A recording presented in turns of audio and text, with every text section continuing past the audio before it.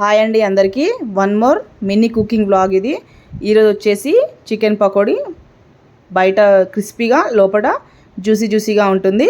Half KG చికెన్లో తగినంత అల్లం వెల్లుల్లి పేస్ట్, 2 స్పూన్స్ ఆఫ్ కారం అండ్ తగినంత టేస్ట్కి తగ్గట్టు సాల్ట్ వేసుకొని అండ్ కొంచెం పసుపు, కలర్కి సరిపోయిన పసుపు వేసుకొని గరం మసాలా వేసుకోవాలండి.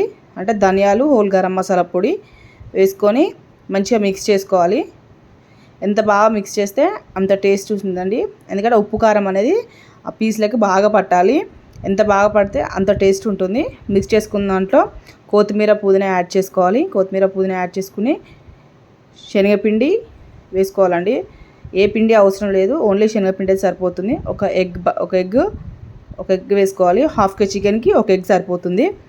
ఇక ఎంత వీలైతే అంత మంచిగా మిక్స్ చేసుకోవాలి. పీసెస్ని మంచిగా కలపాలండి. మనం ఎంత మిక్స్ చేస్తే అంత టేస్ట్ వస్తుంది.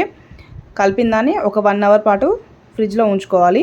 ఫ్రిడ్జ్లో ఉంచుకున్న తర్వాత వేడి నూనెలో, మంచి కాలిన నూనెలో ఒక్కొక్క పీస్ తీస్తూ వేసుకొని మీడియం ఫ్లేమ్లో మంచి గోల్డెన్ బ్రౌన్ కలర్ వచ్చే వరకు వేయించాలండి.